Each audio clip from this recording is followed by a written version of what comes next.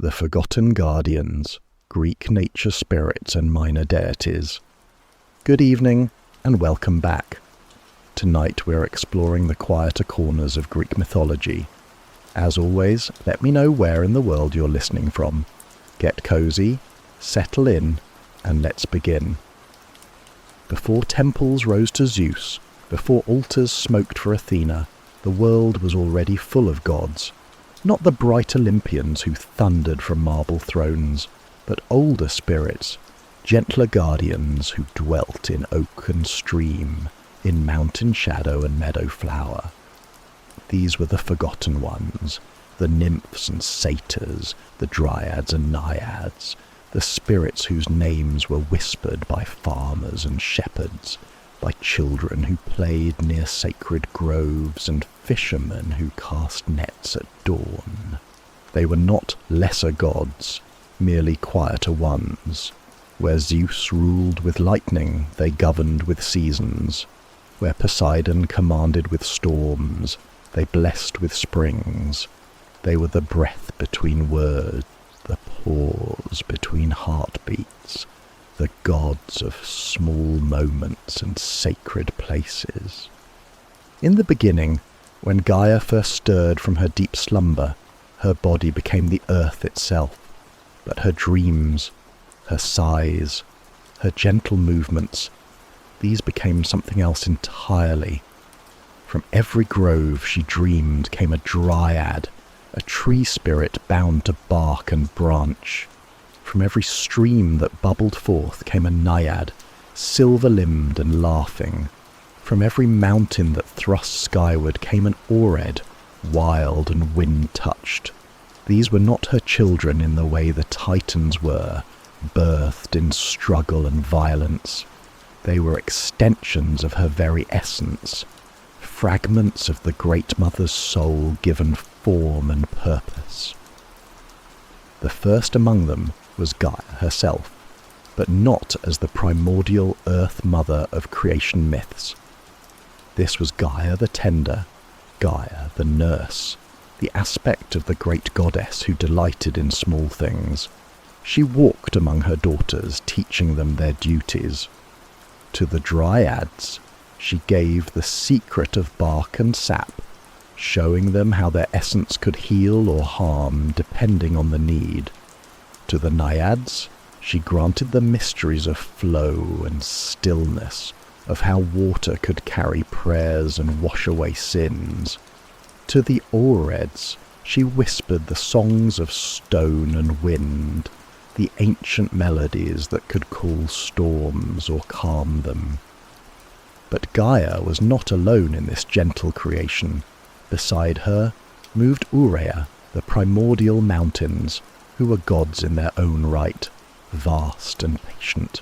Each mountain was alive, conscious, dreaming slow dreams that lasted millennia. From their dreams came the mountain spirits, the oreads who danced on their peaks and sang in their caverns. Urea taught them patience, the long view that sees beyond mortal concerns. A mountain spirit might watch 1,000 generations of mortals rise and fall, never changing, never aging, simply enduring.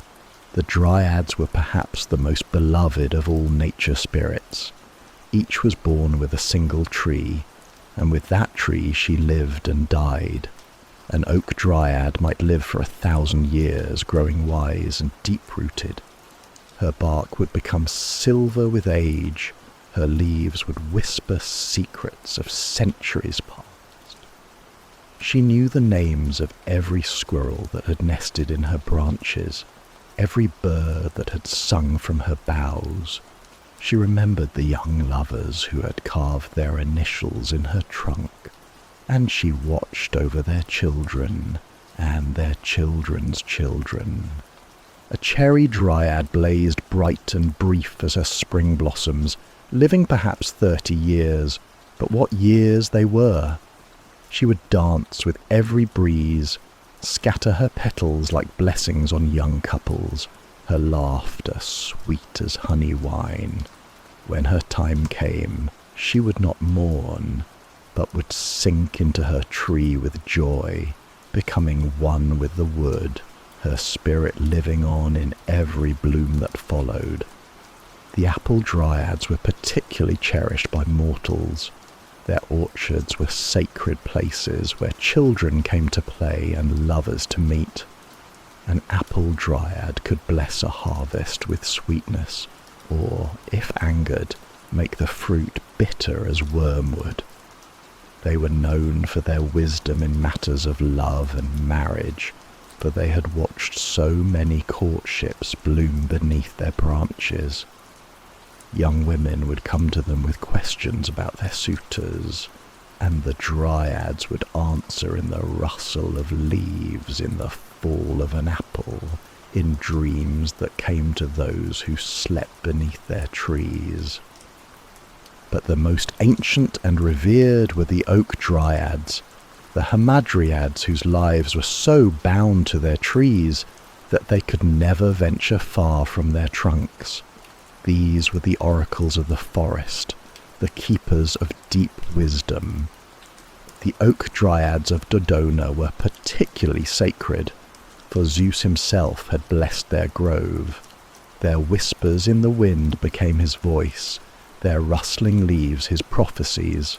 Pilgrims would journey from across the known world to hear the oak speak, to learn the will of the King of Gods from the lips of his tree-bound oracles.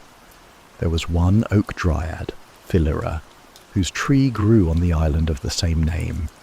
She was beloved by Cronus himself in the days before his fall. When Rhea discovered their affair, Cronus transformed into a stallion to escape her wrath. From this union was born Chiron, the wise centaur who would train heroes.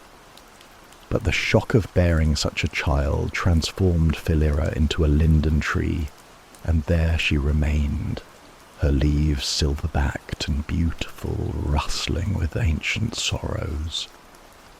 Another was Dryope, mortal-born but transformed when she plucked flowers from a lotus tree that was actually a nymph in disguise.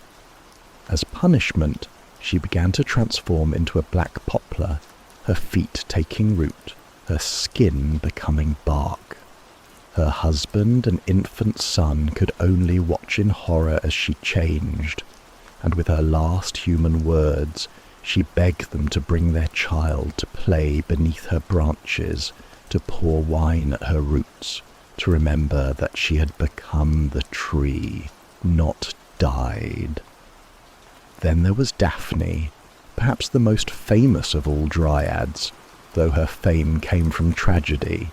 She was a naiad originally, daughter of the river god Peneus, but when Apollo pursued her with unwanted desire, she fled to the forests. The god chased her across meadows and hills, his divine speed slowly gaining on her mortal legs. In desperation, she called out to her father and to Gaia herself for aid.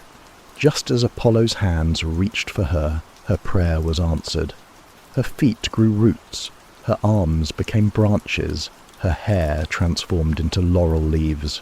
Apollo, arriving too late, could only embrace the tree she had become. In his sorrow, he declared the laurel sacred, crowning victors and poets with her leaves, so that Daphne's beauty would honour achievement for all time. But not all dryad tales were tragic. There was Pitys, beloved by Pan, who was also pursued by Boreas, the north wind. When she chose Pan over the wind god, Boreas in his jealous rage cast her from a high cliff. But Gaia, taking pity, transformed her into the first pine tree. Pan wept tears of resin, which still weep from pine trees today. But Pitys was not gone. She lived on in every pine grove, her voice in the sighing of wind through needles, her laughter in the dance of branches. The dryads were not merely passive spirits bound to trees. They were active guardians of the forest, protectors of all woodland life.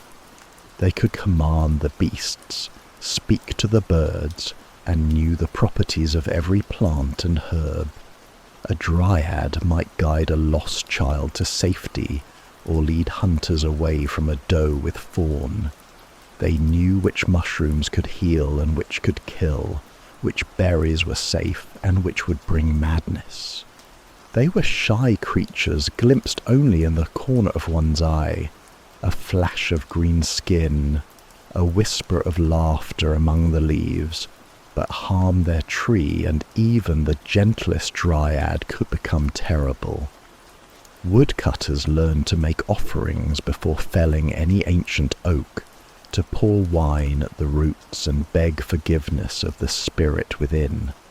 Travellers left honey and wine beneath the boughs they sheltered under, for the dryads remembered every kindness and every cruelty done beneath their branches. There was the tale of Arethusa, a young man who found an oak tree about to fall and propped it up with stones, saving it from destruction. The dryad within was so grateful that she appeared to him, beautiful as spring morning, and promised to grant him any wish. But instead of asking for gold or power, Arethusa asked only to see her again. She agreed, saying she would send him a sign through her messenger, a bee, when next they could meet. But when the bee came, Arethusa was playing dice with his friends and, annoyed by its buzzing, struck it away. The dryad, insulted by his treatment of her messenger, blinded him as punishment for his thoughtlessness. Another tale tells of Polybius, who loved a hamadryad so deeply that he spent all his days beneath her tree, bringing her offerings, singing to her, caring for her grove. The nymph, touched by his devotion, appeared to him, and they became lovers. She bore him children, half mortal, half spirit, who could speak to trees and animals. But mortals age where nymphs do not, and when Polybius grew old and died, the dryad grieved so deeply that her tree withered and died with her, and from its roots grew a spring whose waters were forever salt with tears. The naiads ruled the waters, but not as Poseidon did, with trident and storm. Theirs was a quieter dominion. Each spring had its guardian, each river its laughing spirit. They were healers and nurturers, their waters blessed with power to cure and cleanse. The naiad of a spring near Epidaurus could heal any wound with her waters. Another, dwelling in a stream near Delphi, could grant prophetic dreams to those who bathed in her pools at dawn. The river naiads were particularly powerful, for rivers were the highways of the ancient world, the sources of life and fertility. The naiad of the Styx was the most feared, for her waters were so potent that the gods themselves swore their most binding oaths by them. But she was also protective of those oaths. Break a vow sworn by the Styx, and even gods would face her terrible punishment. The Spercheids were naiads of the river Spercheius in Thessaly. They were beloved by the local people who held festivals in their honor each spring. The most beautiful of them was Diopatra, whose waters were said to make barren women fertile, and whose blessing could ensure easy childbirth. Women would come from distant lands to bathe in her river, leaving offerings of flowers and jewelry. But naiads, like all water spirits, were changeable as their element. Some were kind, others cruel, reflecting the dual nature of water itself, life-giving but potentially deadly. The Liriopes were naiads known for their vanity, spending their time admiring their reflections in still pools. One of them, also named Liriope, became the mother of Narcissus by the river god Cephisus.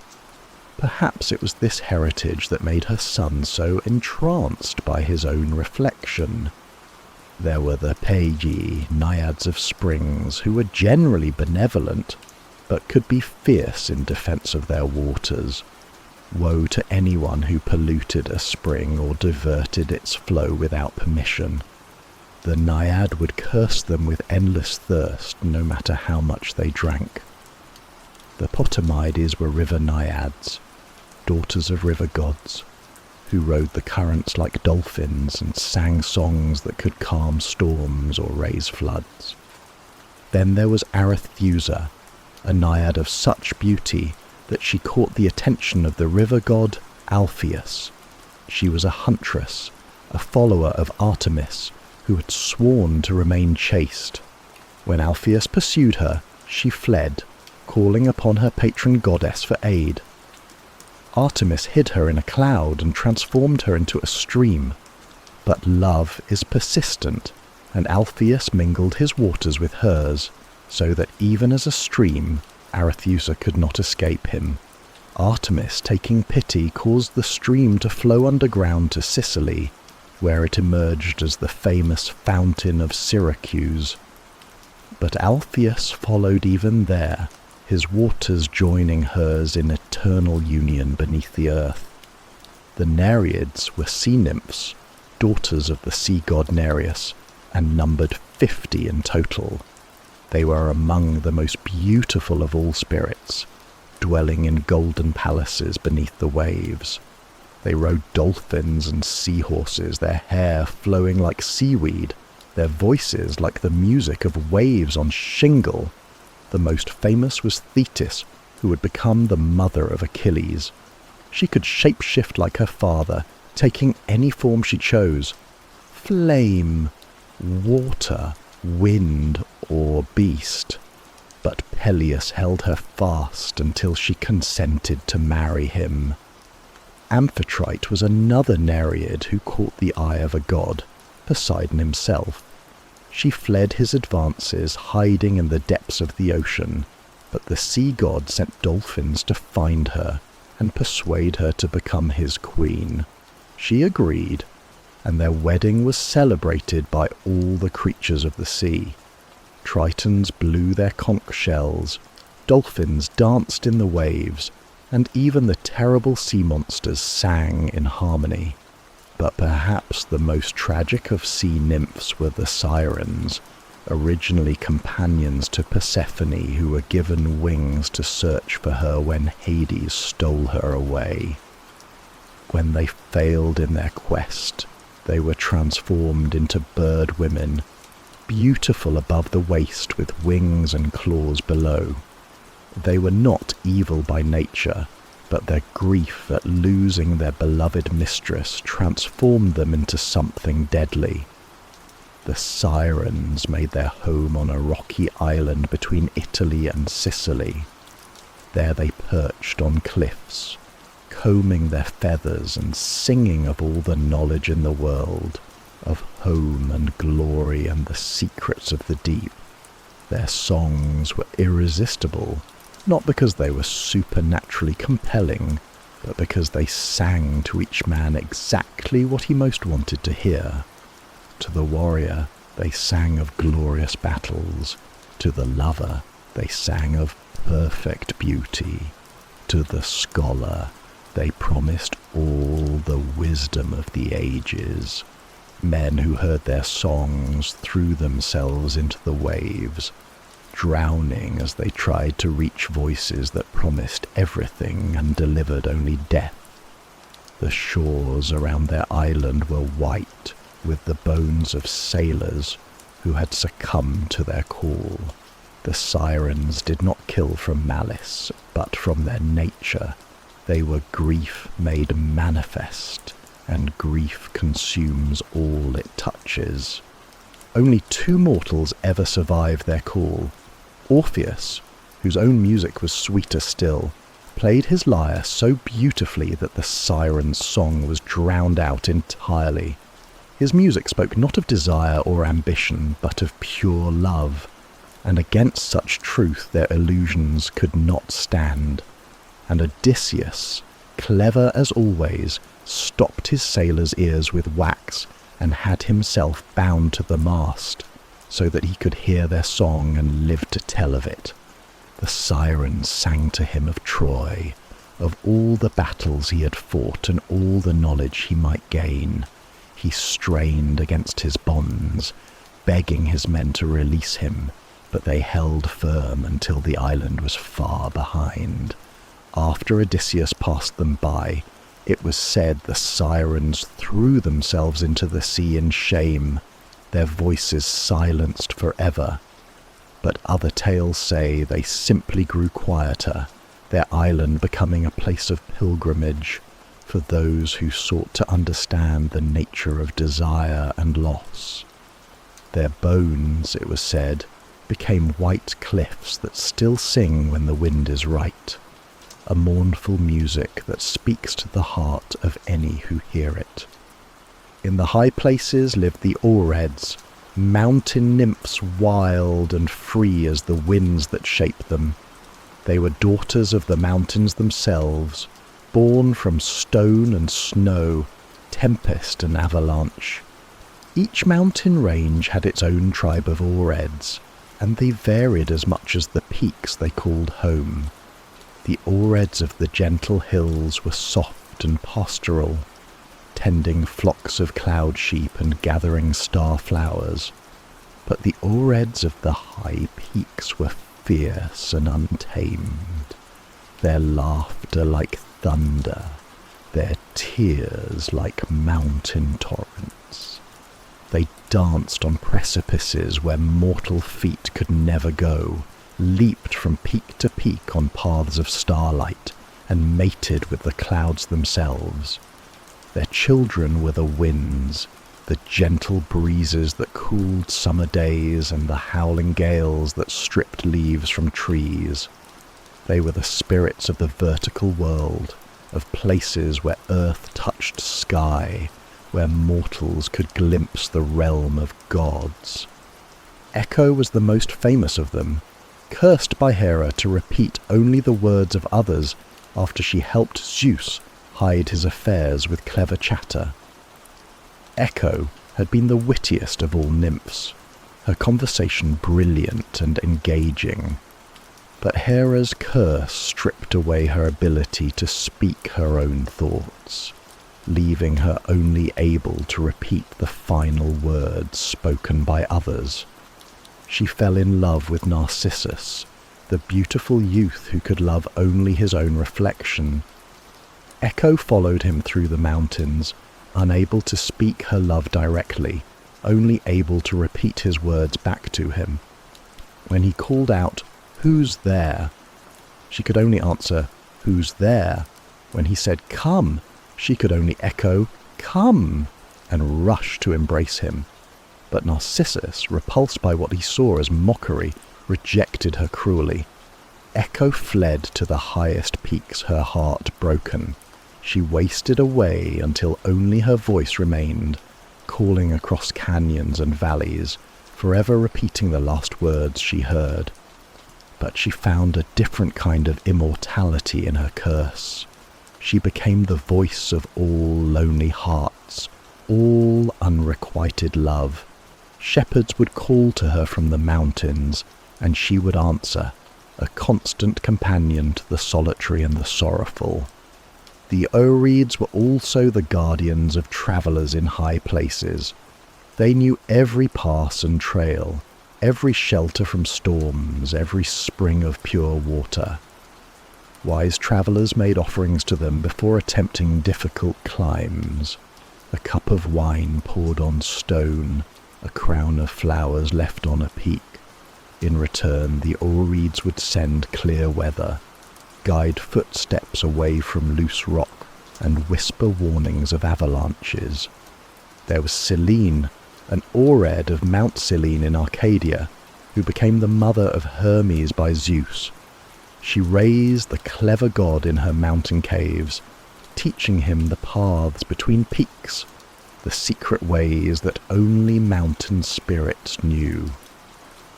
From her, Hermes learned to move swiftly through high places, knowledge that served him well as messenger of the gods.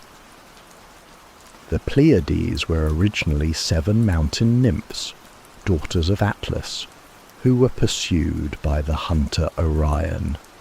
For 7 years he chased them across the mountains and valleys, but they were faster and more agile, leaping from peak to peak like deer. Finally Zeus took pity on them and placed them in the sky as stars, where they remain to this day, still fleeing from Orion, who follows them endlessly across the heavens. But not all mountain nymphs sought the heights. Some preferred the deep caves, the underground rivers, the crystal caverns where no sunlight ever reached.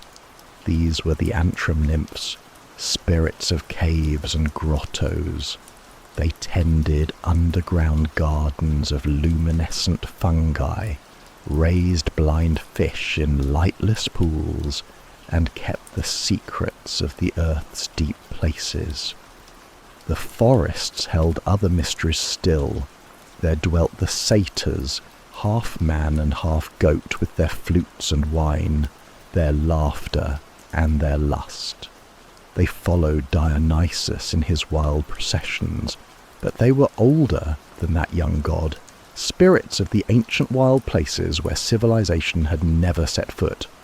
They were crude and merry, frightening and funny, embodying all the appetites that men try to tame within themselves. A satyr was born wild and lived wild, never learning the restraints that mortal society demanded. They mated freely, drank deeply, danced wildly, and played music that could drive listeners to ecstasy or madness. They were the spirits of pure instinct, of the animal nature that lurked beneath human consciousness. In their presence, civilized people felt the call of the wild, the urge to cast off clothes and constraints and run naked through the forest. But they were not evil, merely untamed. A satyr might lead travellers astray with his music, but he was just as likely to share his wine and teach them the secret names of the trees. They knew all the forest's bounty, which berries were sweet, which roots could heal, which flowers brought prophetic dreams. They could speak to animals, command the vines to grow, and call rain when the forest grew dry. Their leader was Pan, god of shepherds and the wild, whose pipes could inspire both ecstasy and terror. His sudden appearance in a lonely place gave rise to the word panic, the primal fear of the untamed wild that could seize travellers in remote places. But Pan was more complex than mere frightening. He was the god of the threshold between civilization and wilderness, the guardian of liminal spaces. Pan was born of Hermes and a nymph, some say Dryope, others Penelope, though not the famous queen of Ithaca. His birth was strange. When the midwife first saw him, with his goat legs, horned head, and beard, she fled in terror. But Hermes was delighted with his son, and carried him to Olympus, where all the gods laughed with joy at the strange, wonderful child. They named him Pan, meaning all, for he brought delight to all who saw him. Pan grew up in the forests of Arcadia, that pastoral paradise where shepherds sang and gods walked freely among mortals. He learned the music of the wild, not the refined melodies of Apollo's lyre, but the raw, primal songs of wind and water, the rhythm of hoofbeats and heartbeats. His pipes could call animals from their lairs, make trees dance, and stir passion in the coldest heart. Pan's love affairs were numerous and often ended in transformation. He pursued the nymph Syrinx, who fled from his embrace and was transformed into marsh reeds to escape him.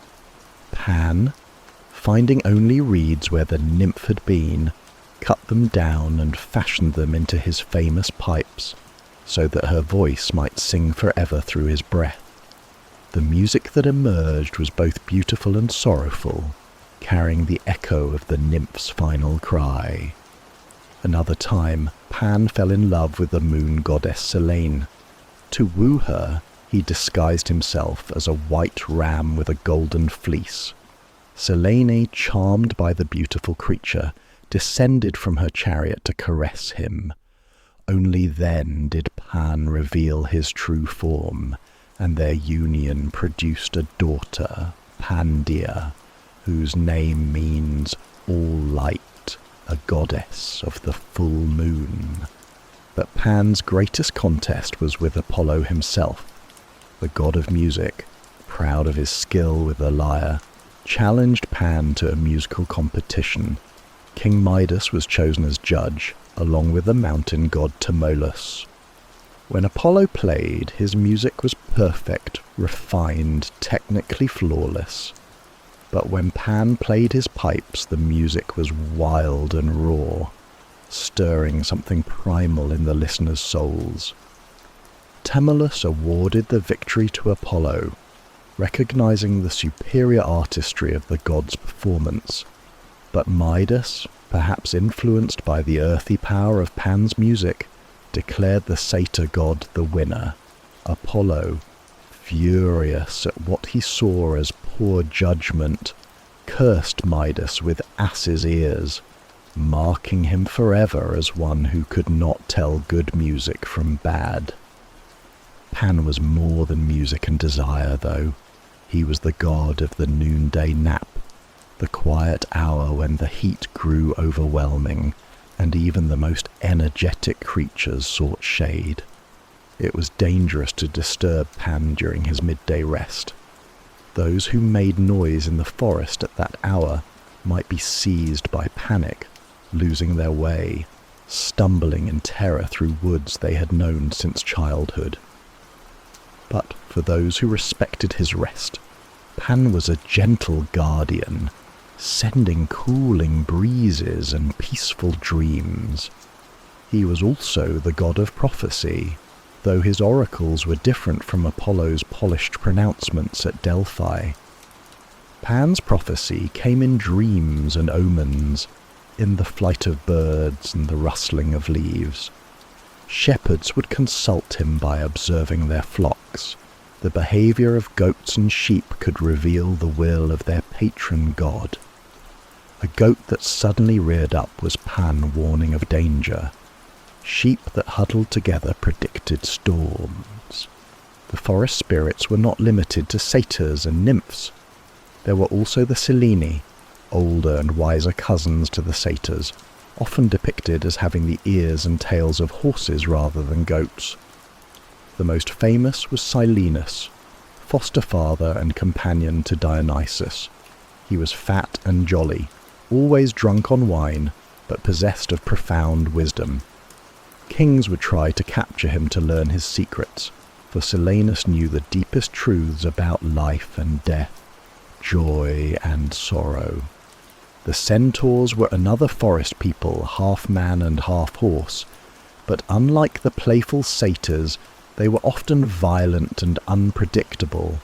Most centaurs were slaves to their animal passions, given to drunkenness and rape. But there were exceptions. Chiron was wise and gentle, the greatest teacher of heroes. Pholus was hospitable and civilized. Their noble centaurs showed what the race might have been if they had learned to master their dual nature. In the deepest parts of the forest lived even stranger beings.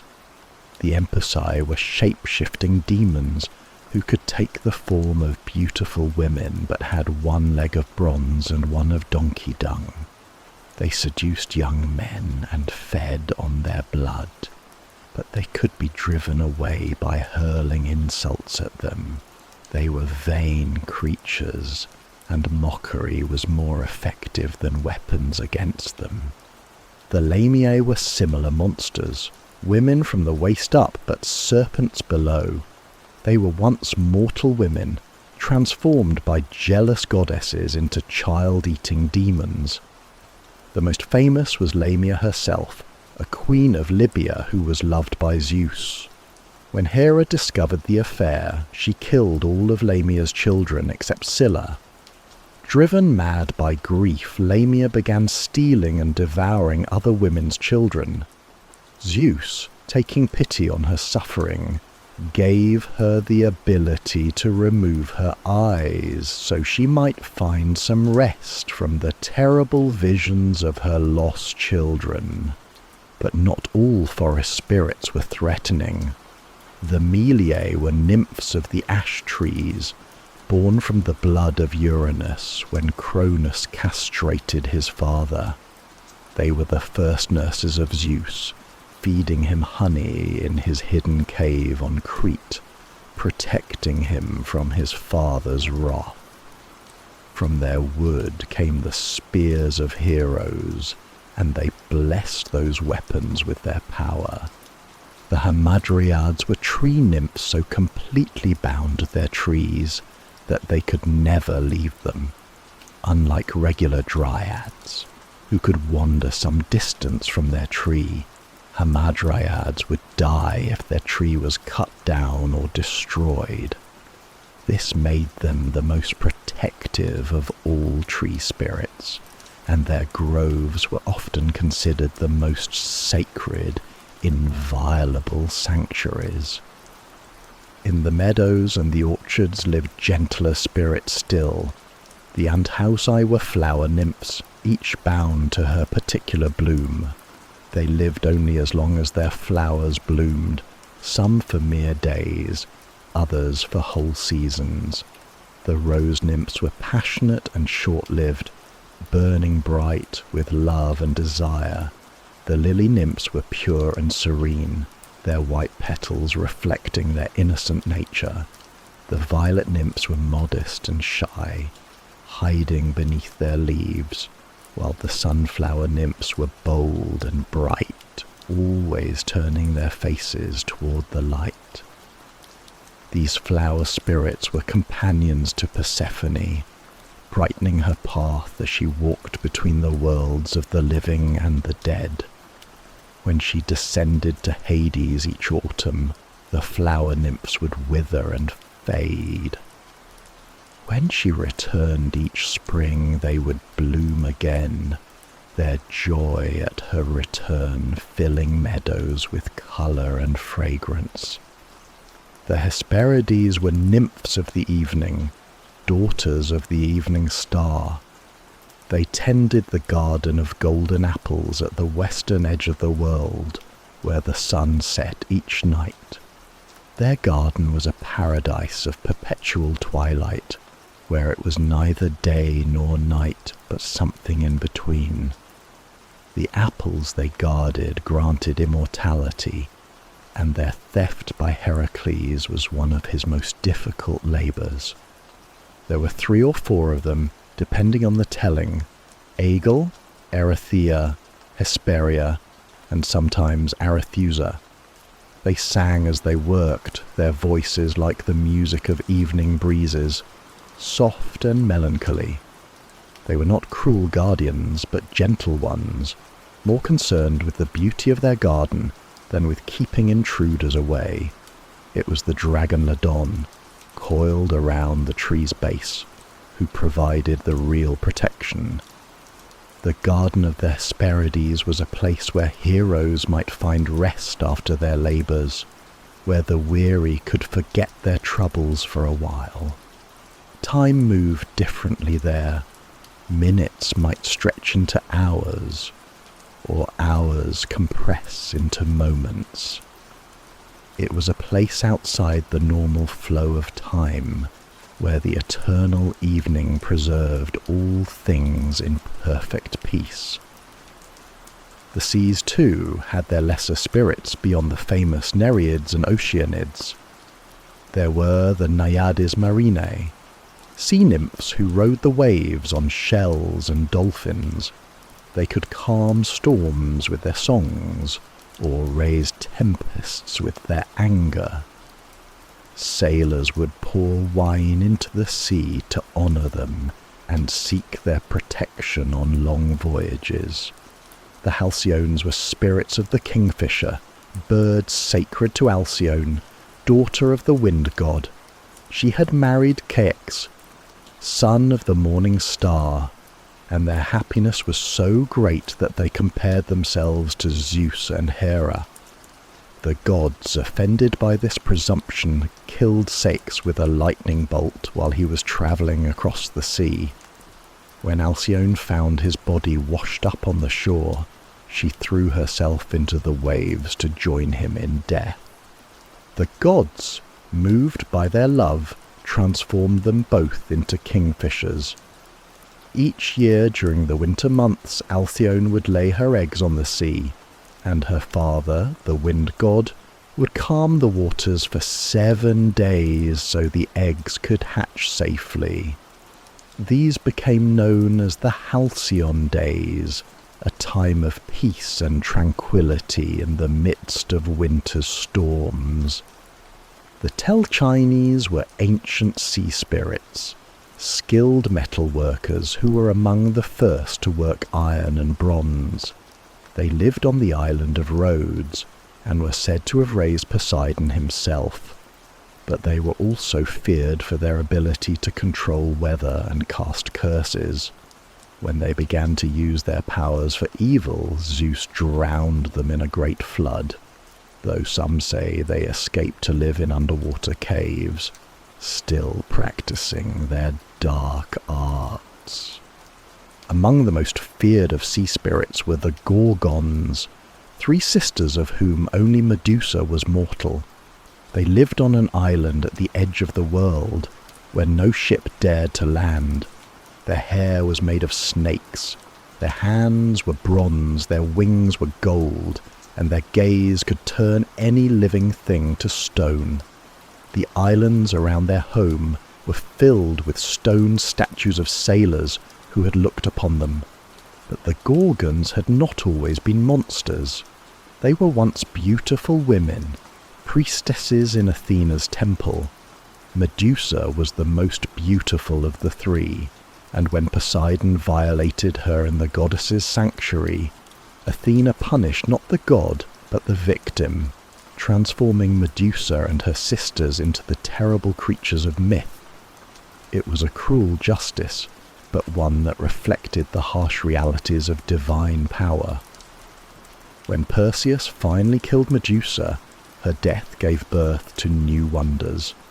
From her blood sprang Pegasus, the winged horse, and Chrysaor, a warrior with a golden sword. Even in death, Medusa's power remained.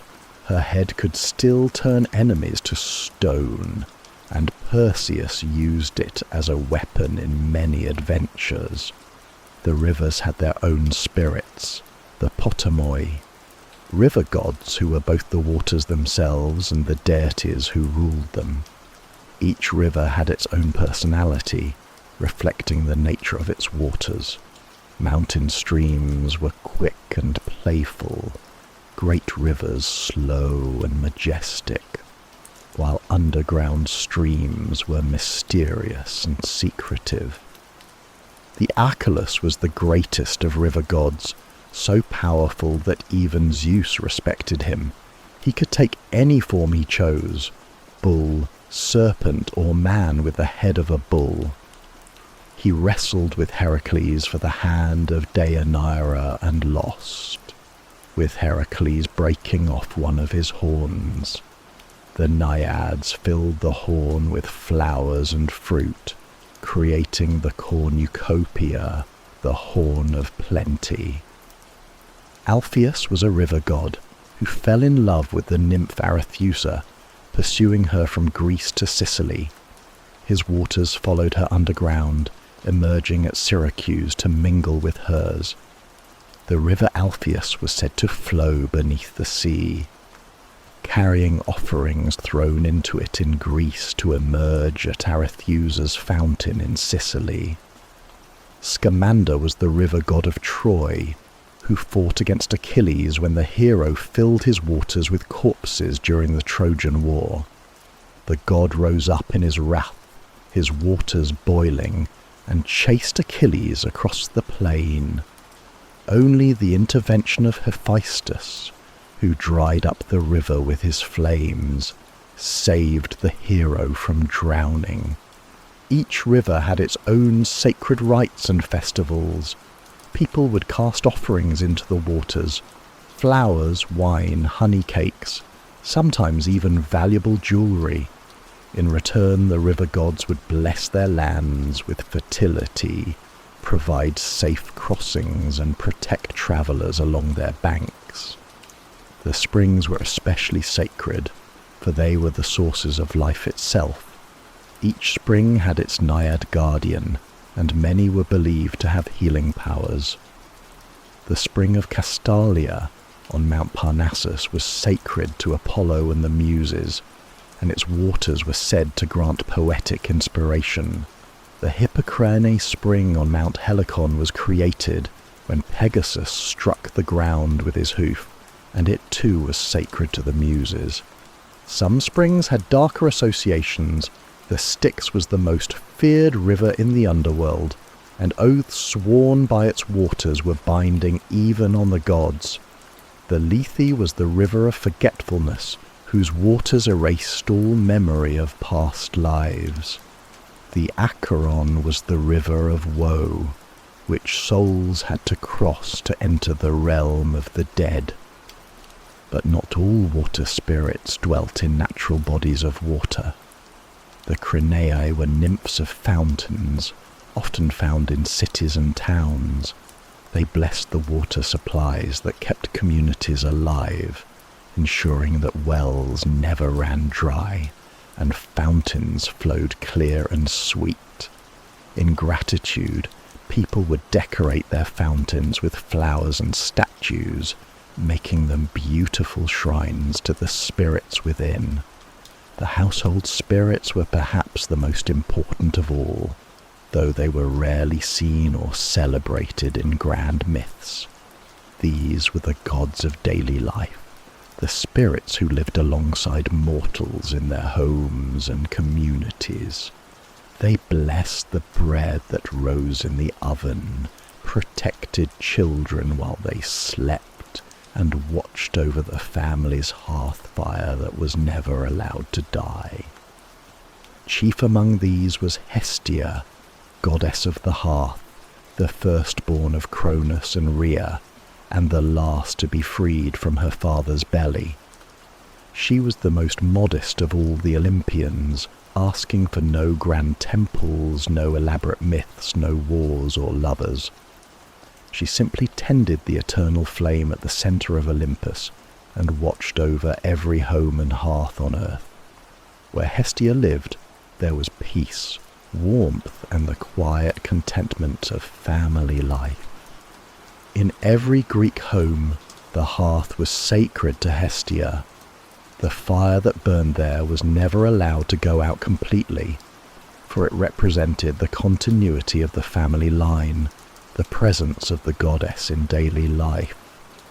When a new colony was founded, fire from the mother city's public hearth would be carried to light the hearth of the new settlement, symbolically extending Hestia's protection to the new community. The Penates were household gods who watched over the pantry and storeroom, ensuring that the family never went hungry. They were small, humble deities, often depicted as bearded men carrying cornucopias. Families would leave them offerings of bread, wine, and the first fruits of the harvest. In return, the Penates would bless the food stores, preventing spoilage and ensuring abundance. The Lares were guardian spirits of the home and family, protectors of the household's boundaries. They were often thought to be the spirits of deceased ancestors who had chosen to remain and watch over their descendants. Each home had its La Familiaris, a spirit who knew every member of the family, their hopes and fears, their joys and sorrows. At crossroads and boundaries, there were Lares Compitales who protected neighbourhoods and communities. The Lares were honoured at a small shrine in each home, usually located near the hearth or in the garden. Family members would offer them wine, honey and small cakes, especially during important family events like births, marriages, and death. The Lares were known for their kindness to those who honoured them, but they could be vengeful toward those who neglected their duties or violated the sacred bonds of hospitality. The Lemures were a darker aspect of household spirits, the restless dead who had not found peace. Unlike the beneficial Lares, who were ancestors who chose to remain and help their families, the Lemures were tormented souls who brought fear and misfortune. During the festival of Lemuria, held each May, the head of each household would perform rituals to appease these spirits, throwing black beans over his shoulder while reciting protective formulas, hoping to satisfy their hunger and send them back to their rest.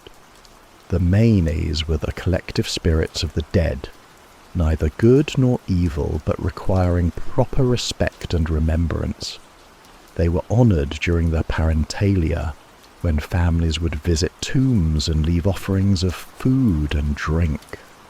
The Romans believed that neglecting the Manes could bring misfortune to the entire family, while proper veneration would ensure their protection and blessing. But the household spirits extended beyond the family to include the protective deities of crafts and trades.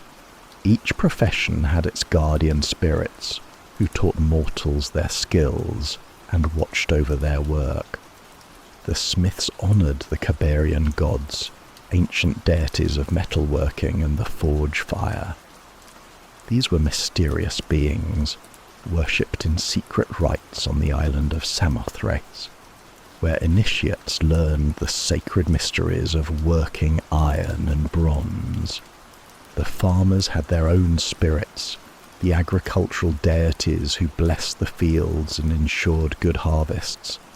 Demeter was their great patron, but she was aided by countless lesser spirits. The Carpoi were spirits of fruit and grain, depicted as winged boys carrying baskets of produce. Carpo was the spirit of autumn fruit, while Thallo watched over spring blossoms. Auxo governed the growth of plants, and Gemini oversaw the ripening of crops.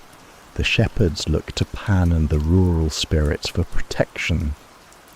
The agronomoi were field spirits who watched over grazing lands, ensuring that pastures remained fertile and that predators were kept at bay.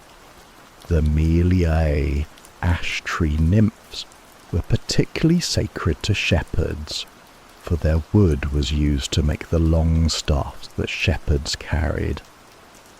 The sailors had their own protective spirits beyond the great sea gods. The Oreads were wind nymphs, each governing a different type of breeze. Ora herself was the spirit of the cool morning breeze, while Zephyrus brought the warm west winds of spring. The Pleiades, transformed into stars, became a constellation that guided sailors across the wine-dark seas. The craftsmen of various trades each had their patron spirits. The potters honoured Prometheus, who had shaped the first humans from clay. The weavers looked to Athena, but also to lesser spirits like Arachne, who had been transformed into the first spider. The musicians honoured Apollo and the Muses, but also the sirens, whose dangerous songs contained all the music in the world. But perhaps the most mysterious of all household spirits were the personal daimones, the individual spirits assigned to each person at birth. Unlike the Christian concept of guardian angels, these daimones were morally neutral, representing the divine spark within each soul, but not necessarily guiding toward good or evil. A person's daimon was their fate, their potential, their truest self. Socrates famously spoke of his daimonion, an inner voice that would warn him when he was about to make a mistake. This spirit never told him what to do, only what not to do, serving as a check on his actions. The philosopher believed that listening to one's daemon was essential for living a virtuous life, for it connected the individual to the divine order of the cosmos. Some daimones were benevolent, helping their humans achieve greatness and happiness. Others were neutral, simply observing and recording. A few were malevolent, leading their charges toward destruction. But all were part of the divine plan, aspects of fate that could not be escaped or ignored. The mystery cults offered a different understanding of these spirits, teaching that through proper initiation and ritual, mortals could influence their relationship with their daemon, perhaps even achieving union with the divine aspect of their nature. The Eleusinian mysteries, Orphic cults and Dionysiac rites all promised some form of spiritual transformation that would elevate the initiate beyond ordinary human limitations. These mysteries were not mere superstition, but represented sophisticated theological and philosophical systems. The Eleusinian mysteries, centered on Demeter and Persephone, taught that death was not an ending but a transformation, like the seed that dies in the earth only to be reborn as new life. Initiates learned sacred words and witnessed holy dramas that revealed the secret of immortality. The Orphic mysteries went even further, teaching that the soul was divine but trapped in the material world through a series of reincarnations. Only through purification and proper ritual could the soul escape this cycle and return to its divine source. Orphism influenced many philosophers, including Plato, and provided an alternative to the traditional Greek view of death as a shadowy half-existence in Hades. The Dionysiac mysteries celebrated the god of wine and ecstasy, teaching that through ritual intoxication and sacred drama, mortals could briefly experience divine consciousness. These rites were often wild and frenzied, involving wine, dancing, and sometimes violence. They were frequently banned by authorities who feared their disruptive potential, but they persisted in secret, offering participants a taste of transcendence. But not all mystery cults were Greek in origin. As the ancient world became more connected through trade and conquest, foreign deities found their way into Greek religion. Cybele, the Great Mother from Asia Minor, brought with her wild rites involving self-castration and ecstatic dancing. Isis from Egypt offered healing and magic, maternal comfort, and esoteric wisdom. Mithras from Persia promised salvation to his initiates, who underwent trials of fire and water in underground temples. These foreign influences enriched Greek religion but also changed it, making it more diverse, more personal, more concerned with individual salvation rather than communal worship. The old civic religion, with its public festivals and state sacrifices, began to seem inadequate to meet spiritual needs. People sought more intimate relationships with divinity, more personal assurance of divine favor. At the same time, philosophy began to challenge traditional religious beliefs. The pre-Socratics questioned the anthropomorphic gods of Homer, arguing for more abstract divine principles. Xenophanes mocked the idea that gods looked like humans, noting that if horses had gods, they would look like horses. Heraclitus spoke of the Logos, the divine reason that governed all things. Anaxagoras was exiled from Athens for teaching that the sun was not a god but a hot stone. The sophists went further, questioning whether gods existed at all. Protagoras famously declared that man is the measure of all things, and claimed he could not know whether gods existed or not. These ideas were shocking to traditional believers, but they found fertile ground among educated urbanites who had grown skeptical of old myths. Socrates represented a middle ground, neither accepting traditional mythology uncritically, nor rejecting divinity altogether. He spoke of his daimonion and believed in the soul's immortality, but he also questioned conventional ideas about the gods. His student Plato developed these ideas further, arguing that the traditional gods were merely shadows or symbols of eternal divine forms. Aristotle, Plato's student, proposed a more abstract divine principle, the unmoved mover, a perfect being who set the cosmos in motion but remained detached from worldly affairs. This philosophical god was very different from Zeus or Apollo, having no personality, no desires, no relationships with mortals. The Stoics developed their own theology, seeing divinity as the rational principle that governed the universe. For them, the gods were aspects of this divine reason, and virtue consisted in living in harmony with cosmic law.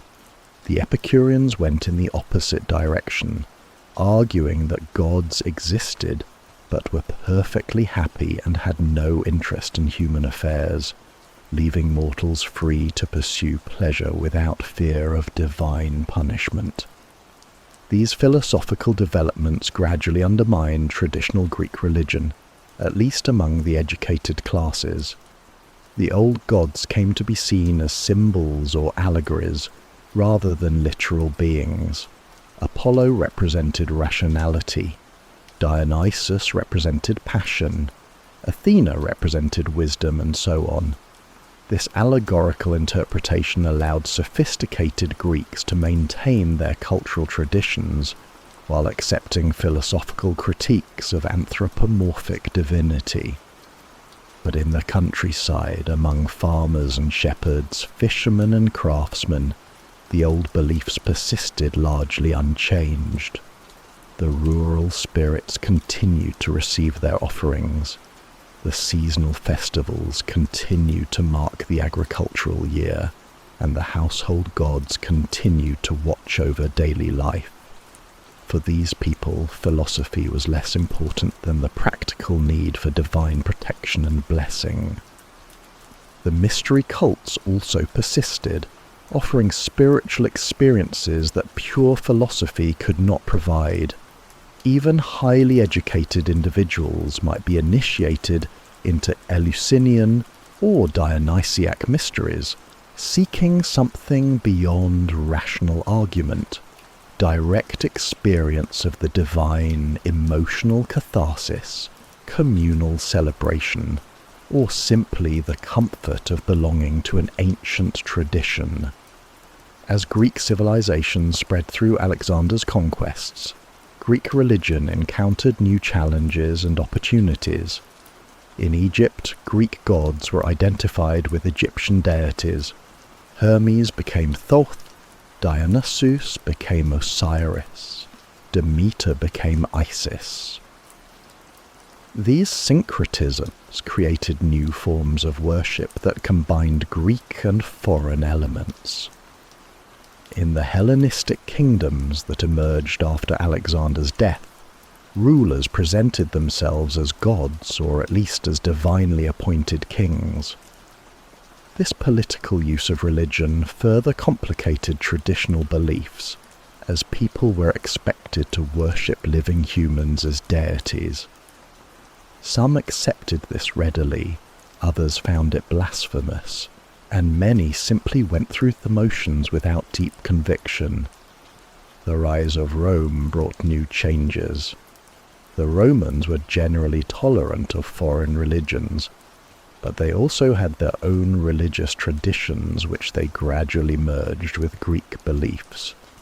Greek gods received Roman names and were worshipped in Roman ways, but they also retained many of their Greek characteristics.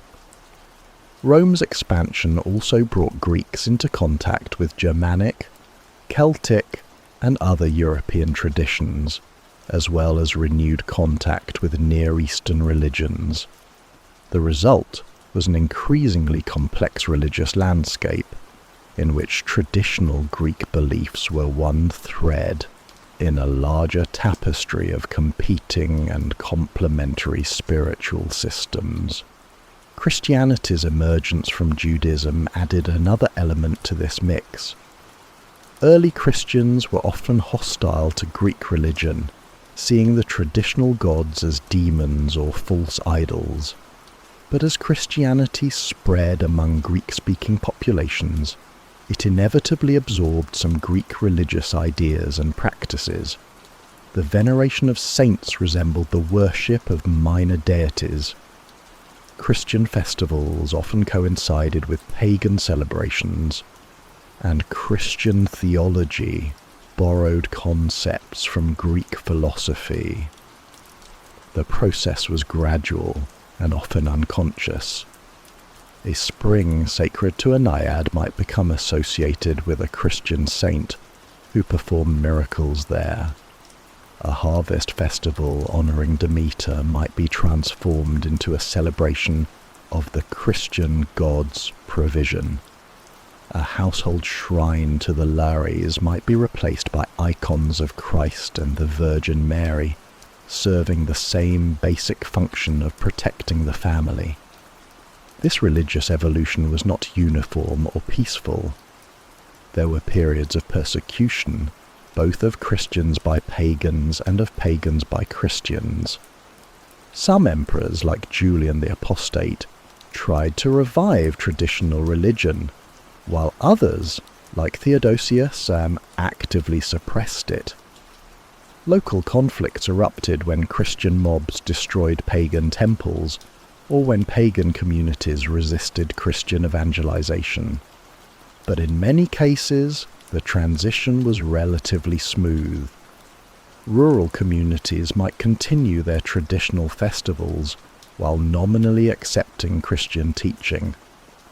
Urban intellectuals might abandon literal belief in the old gods, while maintaining respect for Greek philosophical traditions that had been influenced by religious thought. The mystery cults were perhaps the most resistant to Christian influence, since they offered direct spiritual experiences that rational theology could not replace. Some, like Mithraism, eventually died out, while others, like certain Orphic traditions, influenced Christian mysticism and continued in transformed forms. The household spirits proved remarkably persistent, often simply changing names while maintaining their basic functions. The protective spirit of the home might become the family's patron saint. The agricultural deities might become saints associated with farming, and the healing springs might become pilgrimage sites where Christian saints performed miracles. Even the nature spirits found ways to survive in Christian contexts.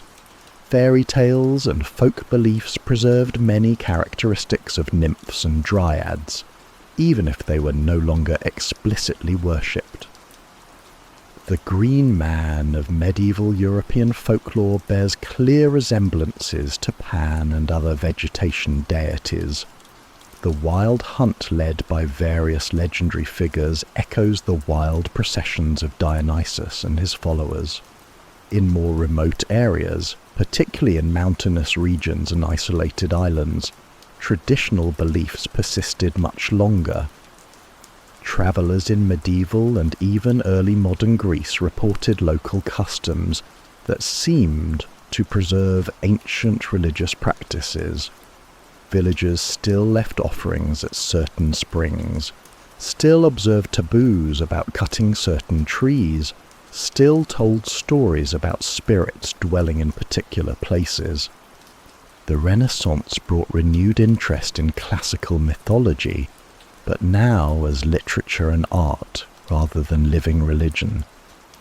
Humanist scholars studied ancient texts with new appreciation for their literary and philosophical value. Artists depicted mythological scenes with unprecedented skill and creativity, but these were cultural rather than religious revivals.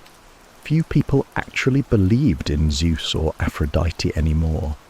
The Romantic movement of the 18th and 19th centuries brought another wave of interest in Greek mythology, this time emphasizing its emotional and imaginative power.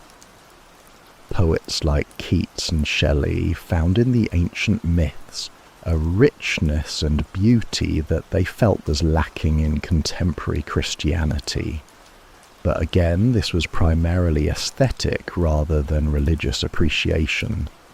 Modern paganism and neo-pagan movements have attempted to revive actual worship of Greek gods, but these efforts remain marginal.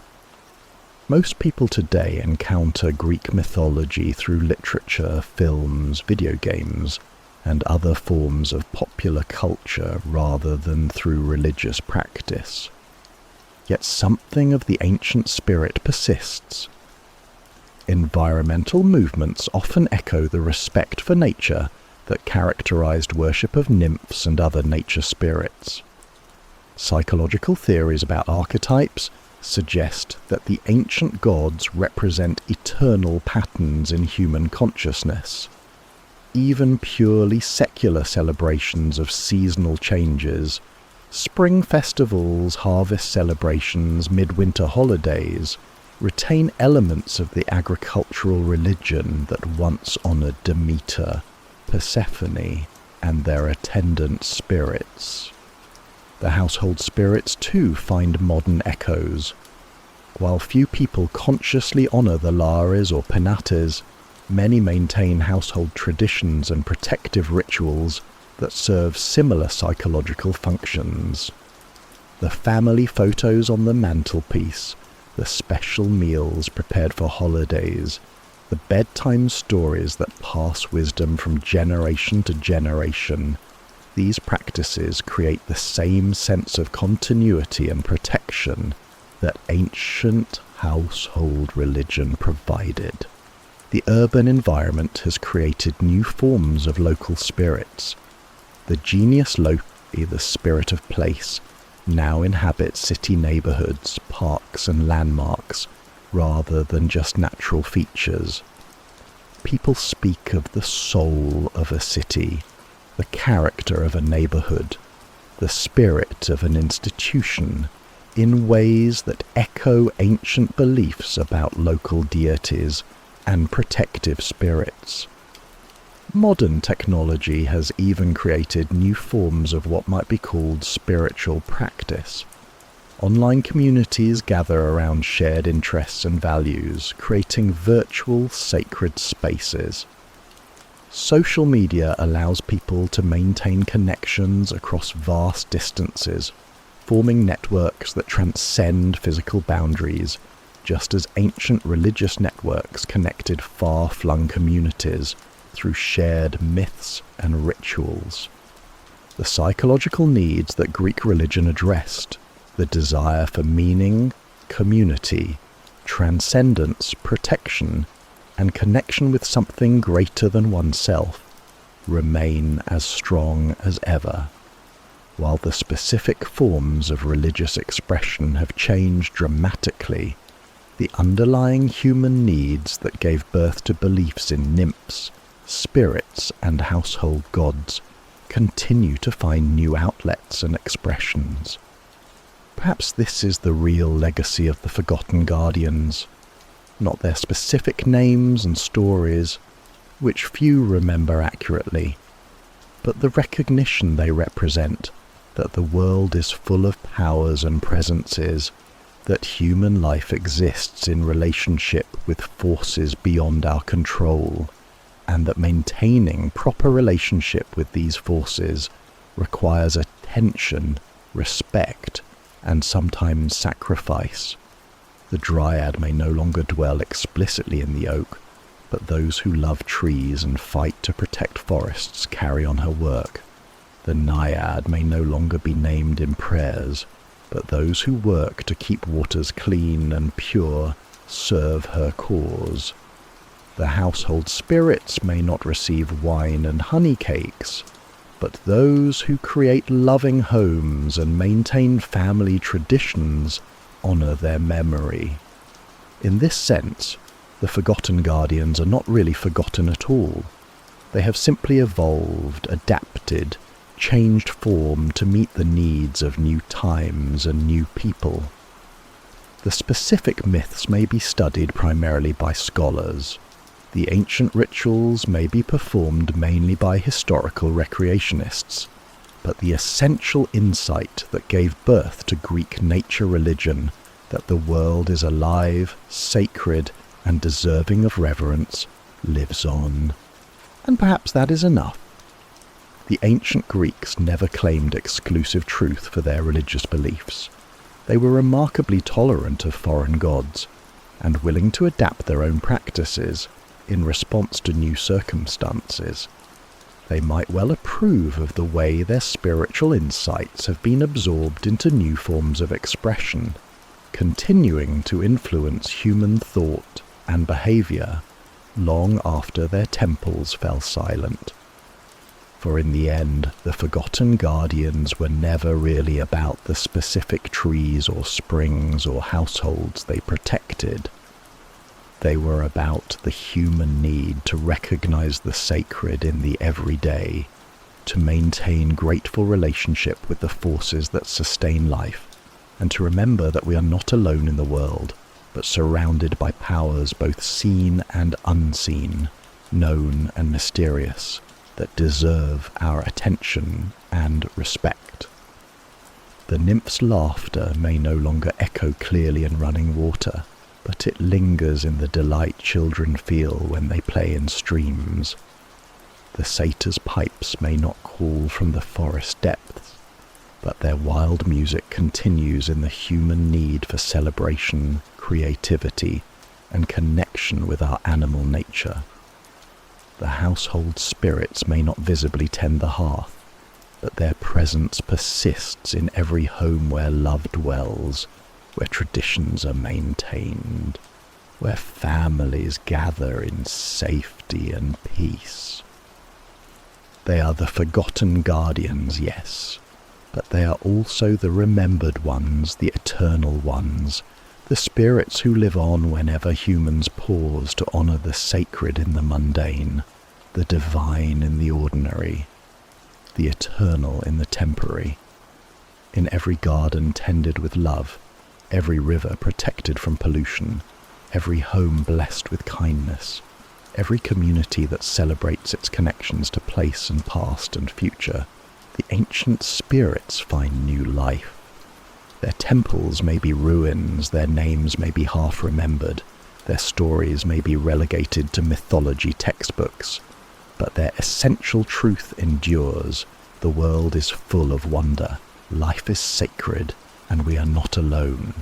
In recognizing these simple but profound insights, we become the inheritors of an ancient wisdom, the bearers of a tradition that stretches back to humanity's earliest attempts to understand our place in the cosmos. The forgotten guardians smile in their forgotten groves, patient as always, knowing that as long as humans seek meaning, beauty, and connection, their spirit will never truly die. They are the eternal watchers, the quiet companions, the gentle guides who walk with us still, unseen but not unfelt, unnamed but not unknown, waiting for us to remember what we have always known, that the world is alive with mystery, and we are blessed to be part of its ancient ongoing story. Good night.